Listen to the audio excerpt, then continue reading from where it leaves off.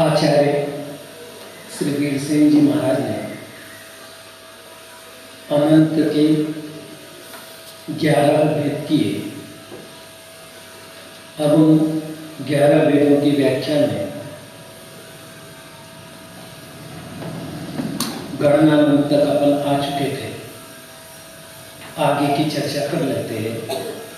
जब तम अपदेशियानंतम तम परमाणु, जो अप्रदेशानंत है वह परमाणु है। नो कर्म द्रव्यानंते द्रव्यत्वं प्रत्यय विशिष्टयो शाश्वता प्रदेशानंतयोरंतर्भाव किमिति न स्यात् इति चेत्। यहाँ पर प्रश्नकर्ता प्रश्न कर रहा है कि नो कर्म द्रव्यानंत में जो द्रव्यत्व है, द्रव्यत्व के प्रति जो अविशिष्ट है, ऐसे शाश्वत अप्रदेश अनंत इनका अंतर्भाव क्यों नहीं होता? न, आचार्य महाराज उत्तर दे रहे नहीं होता। उच्चते, उसी को कहते हैं। न तावत् शाश्वतानंतम नो कर्म द्रव्यानंते अंतर्भवति। उसमें से शाश्वत अनंत का नो कर्म द्रव्य अनंत में अंतर्भाव नहीं होता। तयोर भेदा, क्योंकि उन दोनों में भेद है। अंतो विनाश न विद्यते, अंतो विनाशो यस्य तदनंतम। अंत अर्थात विनाश नहीं होता है। अंत अर्थात विनाश जिस उसे अनंत कहते हैं। द्रव्यम शाश्वतम अनंतम शाश्वतानंतम, जो द्रव्य शाश्वत अनंत है उसको शाश्वतानंत कहते हैं। नो कर्म च द्रव्यगतान नन्यापेक्षया कटकादीनां वास्तवांता भावापेक्षया च अनंतम। द्रव्यगत अनन्य की अपेक्षा जो नो कर्म है वो कटकादि का वास्तव अंत के अभाव की अपेक्षा से अनंत है। ततो नानयोर एकत्व मिति, इसलिए इन दोनों में एकत्व नहीं है। एक प्रदेशे परमाणु तद व्यतिरिक्ता परो द्वितीय प्रदेशों तद व्यपदेश भाव नास्ति परमाणु रव प्रदेशानंतः। परमाणु में जो तद व्यतिरिक्त अपर दूसरा प्रदेश है वो अंत व्यपदेश को प्राप्त है। वह नहीं होने से परमाणु को प्रदेश अप्रदेशानंत कहते हैं, अर्थात दूसरा कोई प्रदेश नहीं है, ये उसका अर्थ है। तथा च कथमयं नोकर्म द्रव्यानंते द्रव्यगतानंत संख्यापेक्षया अनंत व्यपदेश भाज्यंतर भवेत्। फिर नो कर्म द्रव्यानंत में यह द्रव्यगत अनंत संख्या की अपेक्षा से अनंत व्यपदेश को प्राप्त अंतर्भूत कैसे हो सकता है? द्रव्यम प्रत्येकत्वम तत्रास्ति इति चेत, शंका का प्रतिशंका कर रहा है कि द्रव्य के प्रति एकत्व उनमें पाया जाता है। अस्तु तथैतत्वम न पुनरन्येनान्येन प्रकारेणायातनन्त्यम प्रति। ठीक है, इनमें एकत्व पाया जाता हो तो पाया जाए, लेकिन इसी कारण से अन्य अन्य प्रकार से जो अनंत शब्द आया है उनमें इनका एकत्व नहीं हो सकता। जब तम एयान्तम तम लोकवज्जादो एक श्रेणी पेक्षमाणे अंताभावादो एयानंतम। लोक के मध्य से आकाश प्रदेशों की श्रेणी होती है। उस श्रेणी को जब अपन देखते हैं तो उसका अंत नहीं होता, इसलिए अंताभावादो, अंत का अभाव होने से एयानंतम, उसे एकानंत कहते हैं।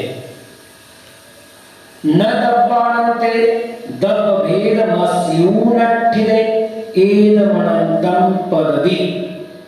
द्रव्य भेद का आश्रय लेकर जो स्थित हुआ है, ऐसे द्रव्य अनंत में इस एक अनंत का अंतर्भाव नहीं होता है।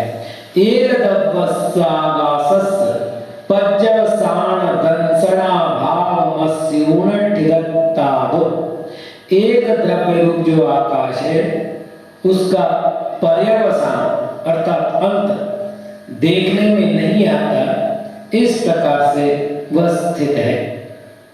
जहाँ अपारो सागरो अथाम जलमिति, जैसे यह सागर अपार है अथवा यह जल अपार है। जम तम उभयानंतम तम तदाचेव उभय दिशाए पेक्षमाणे अंतःभावादो उभयादेशानंतम। जहाँ एकानंत कहा था वहाँ मध्य भाग में खड़ा हुआ है और एक दिशा में आकाश प्रदेशों की पंक्ति को अर्थात श्रेणी को देख रहा है। यहाँ मध्य भाग में खड़ा है और दोनों ओर की श्रेणी को देख रहा है। तो जब तम उभयानंतम, जो उभयानंत है, तम तदाचेव उभय दिशा पेक्षमाणे, वह उसी प्रकार से उभय दिशा को देखते हुए अंत अभावादो, अंत का अभाव होने से उभयादेशानंतम, उसे उभय देशानंत कहते हैं। जम तम विद्धारानंतम, अब विस्तारानंत, तम पदरागारेण पेक्षमाणे अंताभावादो भवति। प्रतर के आकार में देखने पर उसका अंताभाव होता है अर्थात अनंत होता है। जब तब सर्वानंतम तम घनागारेण पेक्षमाणे अंताभावादो सर्वानंतम भवति। और जो सर्वानंत है उसको घनाकार से देखने पर उसका अंताभाव होता है, इसलिए उसको सर्वानंत कहते हैं। जम तम भावानंतम तम दुर्विहम। अब जो भावानंत है वह भी दो प्रकार का है, आगमदो नो आगमदो, आगम भावानंत और नो आगम भावानंत। आगमदो भावानंतम अनंत पाहुर जानगो उवजुक्तो, अनंत पाहुर का जो ज्ञाता है और उस ज्ञान के अनुसार उस उपयोग में लीन है उसको आगम भावानंत कहते हैं। जम तम नो आगमोदो भावानंतम तम तिकाल जाग अनंत पर्जय परिणत जीवादिदवम। और जो नो आगम भावानंत है वो कौन है? त्रिकाल में उत्पन्न होने वाला अनंत पर्याय से परिणत जीव, और जीव ही नहीं जीवादिदवम, जीवादि सभी द्रव्य, ये नो आगम भावानंत है। अब इस प्रकार से 11 अनंत का वर्णन पूर्ण हुआ। शिष्य फिर प्रश्न कर रहा है, एदेषु अनंतेषु केन अनंतेन पयदम्। ये जो आपने 11 प्रकार के अनंत बताए, एदेषु अनंतेषु, इन अनंतों में से केन अनंतेन पयदम्, किस अनंत का यह प्रकरण है? गणनानंतेन पयदम्, यहाँ केवल गणनानंत करना है। तब कदम जाने 11 में से ये गणनानंत है, तम उसे कदम जाने कैसे जाना जाता है?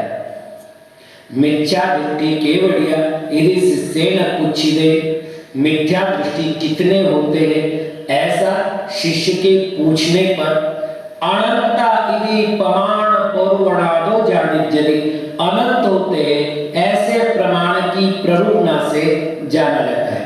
मतलब शिष्य ने पूछा कितने, उन्होंने कहा अनंत है, तो स्पष्ट हो गया कि गणना पूछी है, इसलिए यहाँ पर गणनानंत है, गणना की अपेक्षा अनंत है, ये वो कहना चाहते हैं।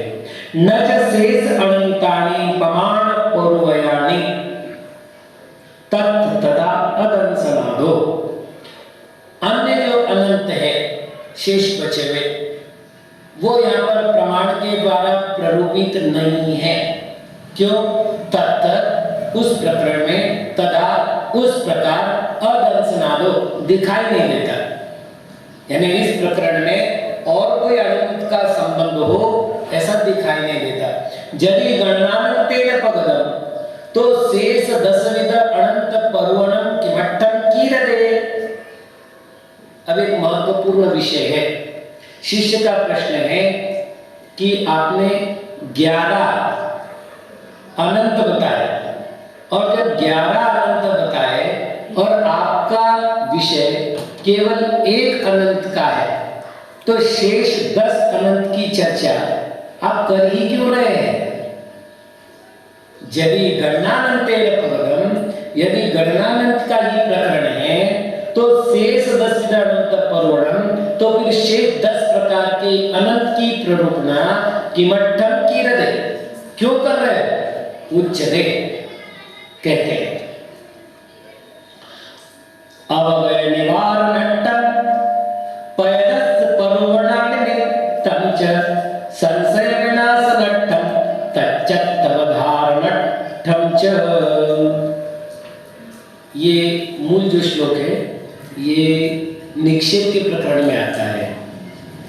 यहाँ पर इस प्रकरण में भी देख दिया गया है अवगय निवारणट्टम, जो अप्रकृत विषय है, जिसका यहाँ प्रकरण नहीं है, ऐसे विषय का निवारण करने के लिए एक। दूसरा पयदस् पर्वणानिमित्तं च, जो विषय चल रहा है उसका प्ररूपण करने के लिए। तीसरा संशय विनाशनट्ठम, संशय का विनाश करने के लिए। और चौथा तच्चत्तवधारणट्ठम च, उस तत्व को और उसके अर्थ को धारण करने के लिए। ये 4 कारण है कि सभी अनंतों का वर्णन किया और उसके बाद हमने बताया कि यह गणनानंत का प्रकरण है। उत्तम च पूर्वायेयी, पूर्वाचार्य ने भी कहा है, जब तब जाने जो अपरिमितम तत्तणि की वे सूरी, जब तब न जाने चौथ निखेवो। जब तक बहु जाने जो, जहां पर बहुत को जानना हो, तब सूर्य वहां पर आचार्य अपरिदम निक्षेपे, अपरिमित निक्षेपों का वर्णन करे, मतलब जितने चाहे निक्षेपों का वर्णन करे। जब तक बहु न जाने और जहां बहुत को नहीं जानना हो, तब चौथो निक्षेपो, वहां पर केवल 4 निक्षेप कहने चाहिए। अथवा अथवा निखेव विशिष्टमेदं वाणिज्यमाणं वक्तारस्वपथोत्थानं पूज्य इति निखेवो कीरते। निखेव विशिष्टम एदम, निक्षेप के बिना यदि कोई वर्णन किया जाता है तो वाणिज्यमाणं वो वर्णन वक्तारस्व उपत्थ उज्जारण पूज्य, वक्ता को उत्पत्त पर ले जाने का कार्य करेगी, अर्थात उसको कुमार्ग पर ले जाएगी। इति इसलिए निक्षेपो कीरते, निक्षेप किया जाता है। तथा चोक्तम कहा गया, सामान्य रूप से जैसे नाम स्थापना द्रव्य भावतः तन्यासः, इस सूत्र के माध्यम से 4 निक्षेप कहे। तो प्रश्न है क्या निक्षेप 4 ही है? तो आचार्य कहते हैं जिनको संक्षेप से समझना है उनको निक्षेप के 4 भेद करने हैं, और जिनको विस्तार से करना है वो और भी जितने संभव है उतने निक्षेप कर सकते हैं। यदि निक्षेप नहीं किया जाएगा तो वक्ता अपने विषय से भटक के कुमार पर निकल जाएगा, इसलिए निक्षेप का प्रकरण है। कहा भी है प्रमाण में निक्षेपे योर्तो नाभिसमीक्षते, युक्तं च युक्तवत् भाति तस्य युक्तं च युक्तवत्।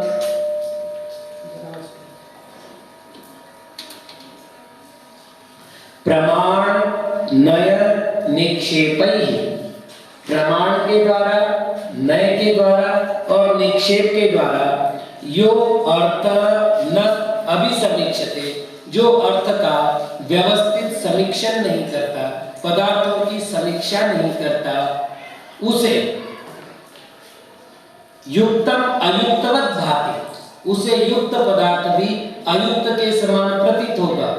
तस्य और उसको अयुक्तम च युक्तवत्, अयुक्त वस्तु भी युक्तवत् लगेगी।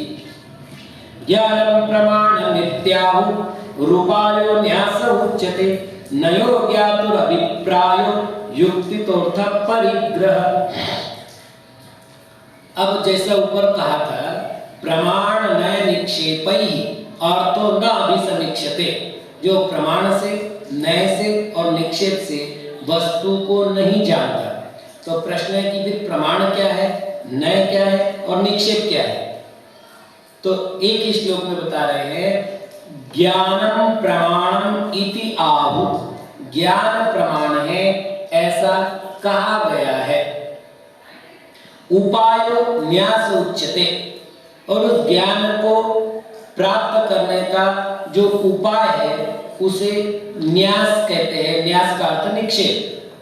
और ज्ञातुर अभिप्राय नयः, ज्ञाता के अभिप्राय को नय कहते हैं।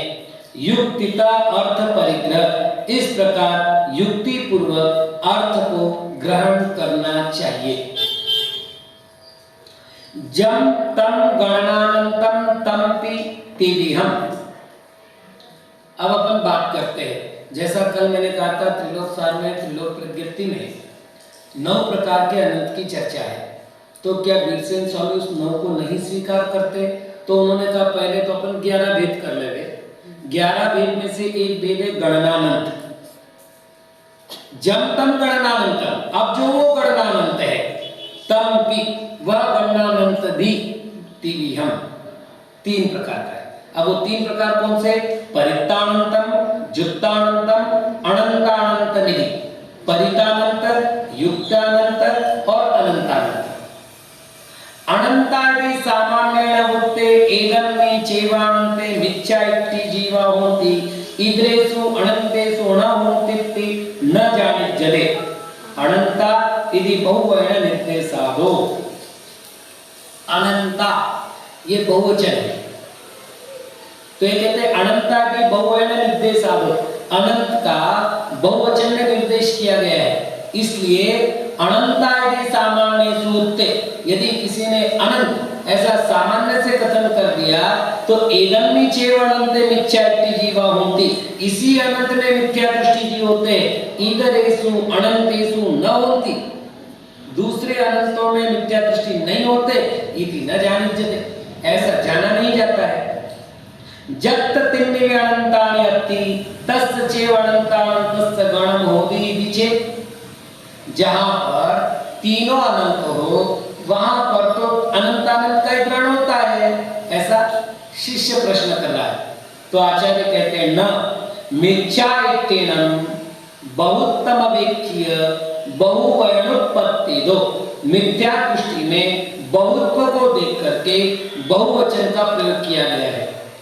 आवा तिन्निवे अनंतानि सभेदे अस्यून अनंत व्यपाणि। अब क्या फिर प्रश्न है, क्या वो तीन प्रकार के अनंत है, परितानंत, युक्तानंत और अनंतानंत, ये तीन प्रकार के अनंत एक एक ही है? तो कहते नहीं, तिन्निवे अनंतानि, वो तीनों भी अनंत सवेदे अस्यून, अपने वेदों को ग्रहण करने पर अनंत व्यपाणि, अनंत विकल्प वाले हैं, अनंत भेद वाले हैं। तत् एदस्य बहुत विवक्षाय बहुवचनम उत्पन्नम एदस्य नेदि न जानिज्यते। तब फिर यहाँ पर इस बहुत की विवक्षा में बहुवचन उत्पन्न है और इस के अपेक्षा से नहीं है, ऐसा नहीं जाना जाता है। एक परिहारो उच्यते। अब यहाँ पर उस शंका का समाधान करते हैं। अनंता ही ओसत्पिणी, ओसत्पिणी न अवहिरन्ति कालेनक्ति ज्ञापकादवसीयते यथा अनंतानंता मिथ्या दृष्टे इति व्याख्यानको विशेष प्रतिपत्ति रीति न्यायात्वा। अब यहाँ पर अनंतानंत कौन सा लेना है? तो कहते हैं अनंतानंतानि ओसत्पिणी, ओसत्पिणी न अवहिरन्ति। अनंत अवसर्पिणी और अनंत उत्सर्पिणी, इन दोनों के द्वारा मिथ्या दृष्टि जीवों को भाग दिया जाए। यानी ऊपर अपन मिथ्या दृष्टियों की संख्या लिखे और नीचे अपन उत्सर्पिणी और अवसर्पिणी अनंत गुना। यानी कैसे हुआ अब ये?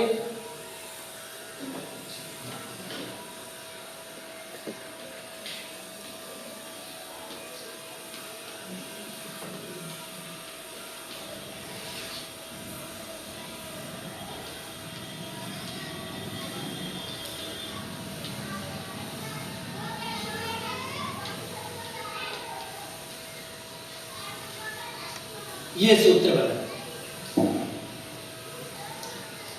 अनंतानंता ही ओसत्पिणी उत्सत्पिणी अनंतानंत। तो अपने अनंत को बाहर लिखा, बाहर जो भी लिखा जाता है वो अंदर के सभी संख्याओं से गुना किया जाता है, ठीक है ना। तो अनंतानंत, यहां भी अनंतानंत ही करना पड़ेगा।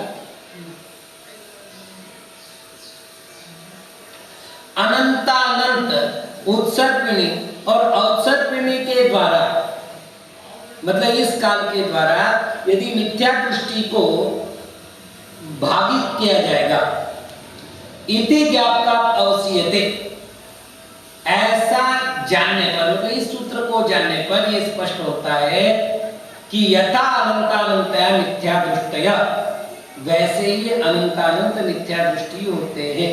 मतलब इससे भी वो भाजित नहीं होते, इतने मिथ्या दृष्टि है।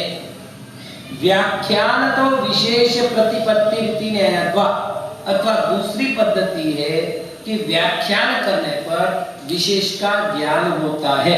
प्रतिपत्ति अर्थात ज्ञान, व्याख्यानतः व्याख्यान से विशेष प्रतिपत्ति, विशेष का ज्ञान होता है। इति न्यायत्वा, ऐसा न्याय है। जम तम अनंतानंतम तम पितिविहम।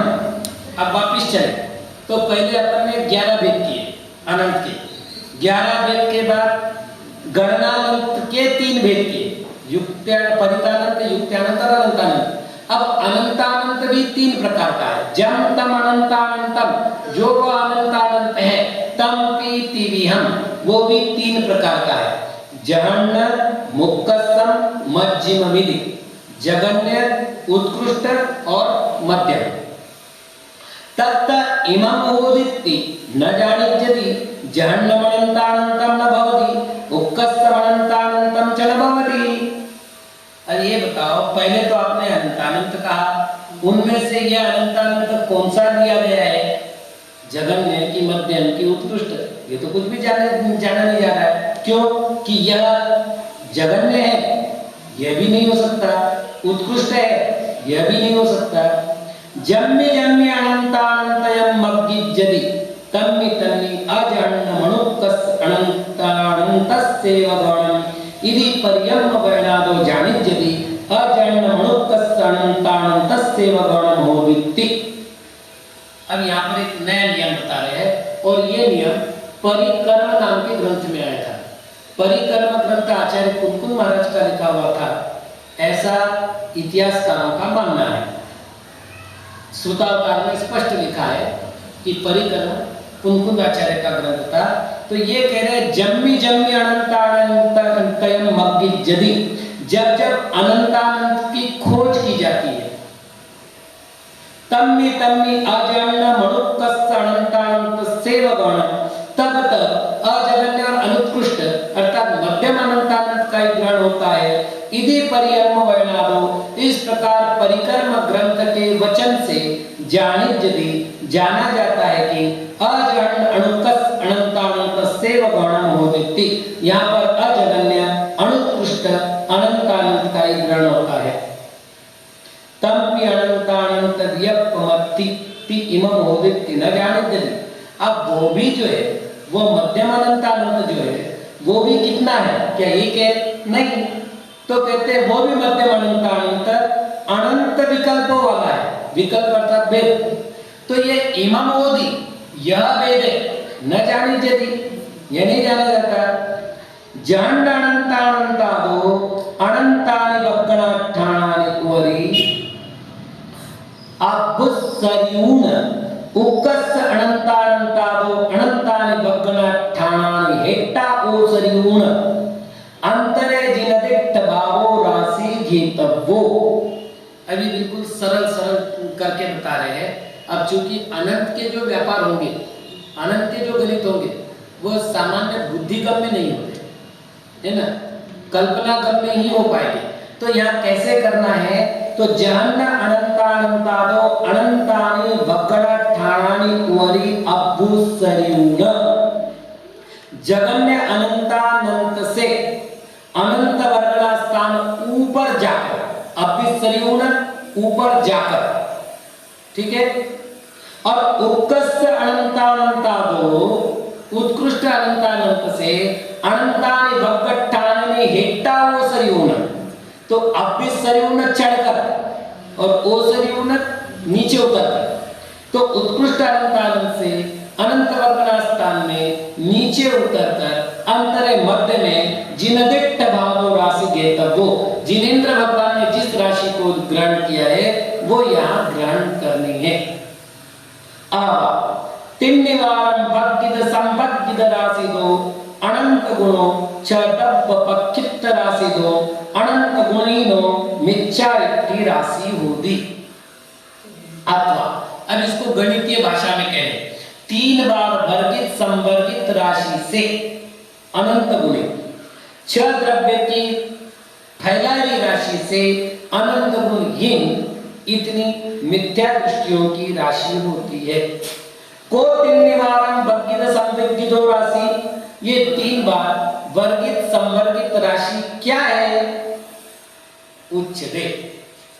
अब कहते हैं जहन्नमनंतानंतम विरलेऊन एकेकस्य रुवस्य जहन्नमनंतानंतम दाऊण वग्गिद संवर्गिदम काउणुपन्न महाराशिं दुप्पड़ी राशिं काउण तथ्येक राशिं विरलेऊन अवरम महाराशि प्रमाणम रुवम पड़िदाऊन वग्गिद संवग्गिदम काउण पुणोवि उट्टिद महाराशिं दुप्पड़ी राशि काउण तथ्येक राशि प्रमाणम विरलेऊन अवर महाराशिं विरलन महाराशि रुवम पड़िदाऊन अन्नुन्न भासे कदे तिन्निवारम वक्कित संविग्ध राशि नाम। बड़ा मजे का विषय। गणितीय भाषा को समझ लेवे। एक उन्होंने कहा है विरलन। विरलन करने का अर्थ होता है हिस्से करना, उनको एक एक भाग में बांटना। जैसे मैंने यहाँ 3 और 4, इसको कहेंगे विरलन। विरलन करना है एक एक बनाना, उनको जितने बार का विरलन कहा है उतने को एक एक बनाना है। तो अब ये क्या कह रहे हैं, जहन्न मनंतानंतम विरलेउन, जगन्य अनंतानंत का विरलन किया। अपन जगन्य अनंतानंत को जैसा इन्होंने कहा है कर, जगन्य अनंतानंत का विरलन किया और फिर एक एक रूप जहन्न मनंतानंतम दाउन। अब इसके ऊपर अपन ने जगन्य अनंतानंत को माना है क, तो जगन्य अनंतानंत क पर जगन्य अनंतानंत प्रमाण रखो और इनको परस्पर में गुना करो। ये सब आगे गुना होता जाएगा। आगे वक्किद संवर्गिदम काउणुपन्न महाराशि, जब उनका वर्ग संवर्ग कर दिया जाएगा तो उससे जो उत्पन्न राशि हुई उनको दुप्पड़ी राशि काउण, उनको 2 राशि में करके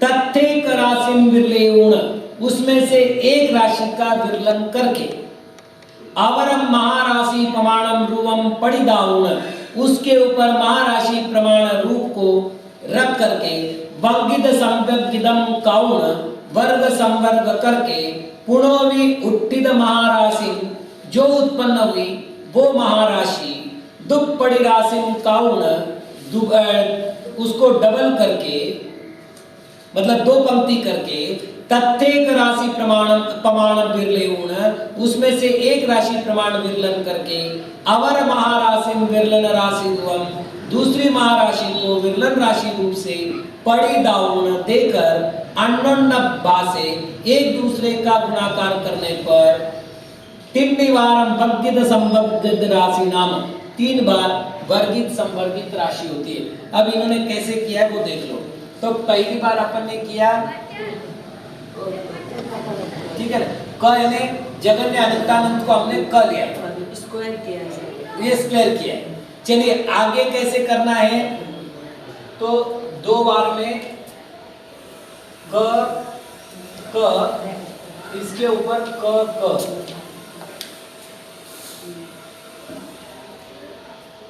और फिर इसका जो गणित आएगा वो यहाँ करना है क क क क क क प्लस 1। उन्होंने कहा रूपम दाउण, रूप देना है, रूप यानी एक और मिलाना है उसमें। ये गणित बनेगा जब अपन इस गणित को करेंगे, इसको कहेंगे वर्ग संवर्गित राशि। और इसको यदि अपन बीज गणित से देखें, वर्गित संवर्गित राशि, नहीं बता पाऊंगा। अब यहाँ पर अपन इसको बीज गणित से देखने की बजाय अगर अंक गणित से देखना चाहे तो सामान्य जैसे अपने को 256 करना है और इसका वर्गित संवर्गित करना है त्रिवार, तो 256 यहाँ लिखो, सब पर 256 लिखो और इनका गुना करते चलो। ये एक बार वर्ग हुआ। इस तरह से 3 बार करने पर ये कह रहे हैं कि लगभग 617 अंक प्रमाण संख्या है। मतलब अपन उतना भी नहीं कर पाएंगे, केवल 200। तो फिर जगन्य अनंतानंत की संख्या का जो गणना करने जाएंगे उसका क्या होगा। चलिए, एदो सर्व जीव राशि 2 किंचूण मिथ्यादित्य राशि दोय अनंत गुणहीनोक्ति कदम जानिज्यति। फिर प्रश्न है कि सर्वजीव राशि दो, ये सर्वजीव राशि से किंचित मिथ्या दृष्टि राशि दो अनंत गुणहीनोक्ति, किंचित मिथ्या दृष्टि राशि से भी अनंत गुणहीन, ऐसी कदम जानिज्यति, ऐसा कैसे जाना जाता है? तो गुच्यते कहते हैं जहन्न परित्तानन्तस्य अर्धछेदनान मुवरि तस्यैव भक्क सलागाओ रुवाहियाओ पक्खित्ते जहन्न अनंतानन्तस्य भक्क सलागा भवन्ति। जघन्य परितानंत के अर्धछेद के ऊपर उसी की वर्ग शलाका को एक रूप अधिक अर्थात एक संख्या अधिक पक्खित्ते रखने पर जहन्न अनंतानंतस्य वर्ग शलाका भवन्ति, जगन्य अनंतानंती वर्ग शलाका होती है। जहन्न परित्तानंतस्य अर्धछेदनाहि दुगुणिदाहि जहन्न परित्तानन्ते गुणिदे जहन्न अनंतानंतस्य अर्धछेद य शलाका भवन्ति। जगन्य परित्तानंत के अर्धछेद से दुगुणे, जगन्य परितानंत के गुणने पर जगन्य अनंतानंत की अर्धछेदन शलाका होती है। एदो एदावोय च जहन्न परितानंतादो असंख्येज गुणाओ तस्य ओरिमवग्गादो असंख्येज गुणहीनाओ। ये जगन्य परितानंत से असंख्यात गुणे और उपरिम वर्ग से असंख्यात गुणहीन होती है। एदान मोवरि जहन्न अनंतानंतस्य भक्त सलागाओ जहन्न परित्तानन्तस्य अर्धछेदनाहितो। इससे ऊपर जगन्य अनंतानंत की वर्ग शलाकाओं से जगन्य परितानंत की अर्धछेद होते हैं।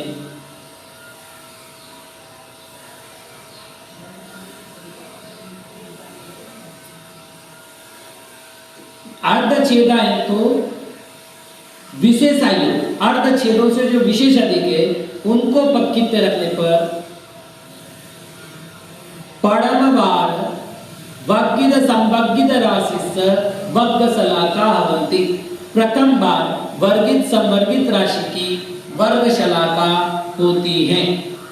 जहन्न अनंतानन्तस्य अर्धछेदनाओ जहन्न अनंतानन्तेन गुणिते पड़मवार वग्गिद संवग्गिद राशि अर्धछेदन शलाका भवन्ति।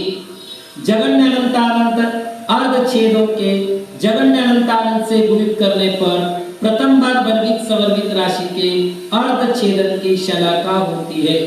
एदाव जहन्न अनंतानंतादो अनंत गुणाओ तस्यैव ओरिमवग्गादो अनंत गुणहीनाओ।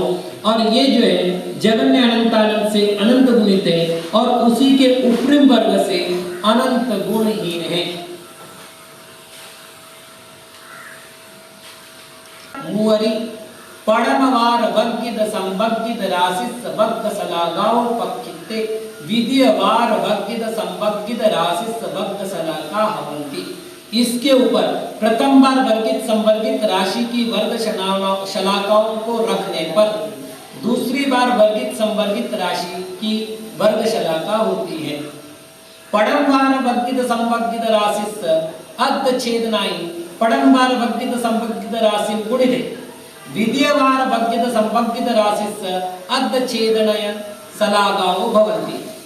पहली बार की वर्गित संवर्गित राशि के अर्धछेदों से प्रथम बार की वर्गित संवर्गित राशि को गुणित करने पर द्वितीय बार के वर्गित संवर्गित राशि के अर्धछेदन शलाकाएं आती है। एदाव पड़मवार वग्गिद संवग्गिद राशि दो अनंत गुणाओ तस्यैव ओरिमवग्गादो अनंत गुणहीनाओ। ये प्रथम बार वर्गित संवर्गित राशि से अनंत गुणित और उपरिम वर्ग से अनंत गुणहीन होती हैं। एदान मुवरि द्वितीयवार वग्गिद संवग्गिद राशिस वग्ग शलाकाओ पक्खित्ते तृतीयवार वर्गित संवग्गिद राशिस वग्ग शलाका भवन्ति। इसके ऊपर दूसरी बार के वर्गित संवर्गित राशि के वर्ग शलाकाओं को रखने पर तीसरी बार वर्गित संवर्गित राशि की वर्ग शलाकाएं होती है। एसो वग्ग शलाक राशि पड़मवार वग्गिद संवग्गिद राशि दो उवरि एकमविभक्ताणं न चढ़ेयो। ऐसी वर्ग सलाका राशि प्रथम बार वर्गित संवर्गित राशि से ऊपर एक भी वर्ग स्थान में नहीं जाती है। तेणे देशिन दोन्नम राशिनम वर्ग सलागाओ सरिसाओ होंताओ भी वर्ग सलागाओ जन्न परितानंतादो असंख्यज गुणाओ। तेणे उससे इन दोनों की राशियों की वर्ग शलाकाएं सरीकी होते हुए वर्ग शलाकाओं में जगन्नाथ परितानंद की अपेक्षा से असंख्यात गुणी है।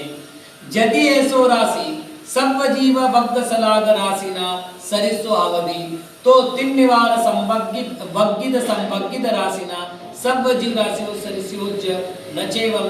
यदि ये राशि संपूर्ण जीव राशि के शलाका राशि के समान हो तो तीन बार वर्गित संवर्गित राशि में संपूर्ण जीव राशि भी समान हो जाएगी, लेकिन वो दोनों जीव राशि समान नहीं है क्योंकि मिथ्या दृष्टि जीव संपूर्ण जीवों से कुछ कम है।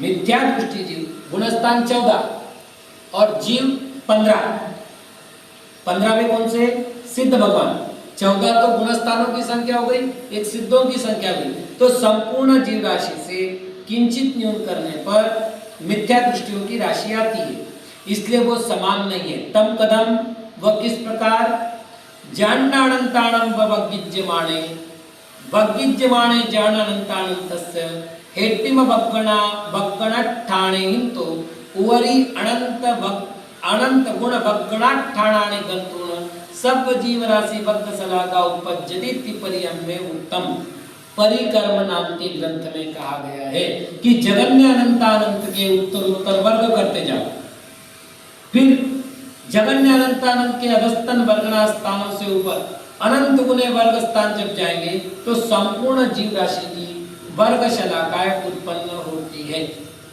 गुणकारो भी जम्मी जन्म अनंतयम वग्गिज्यति तम्य तम्य अजन्म गुणकस्तानंतानंतयम केतव्यम। और गुणाकार भी करना है। किससे गुणा करना है तो कहते अनंतानंत के जहाँ मार्गना होती है वहां पर अजगन्य अनुत्कृष्ट अनंतानंत को ही ग्रहण करना चाहिए। अब इस गणित को कल करना है।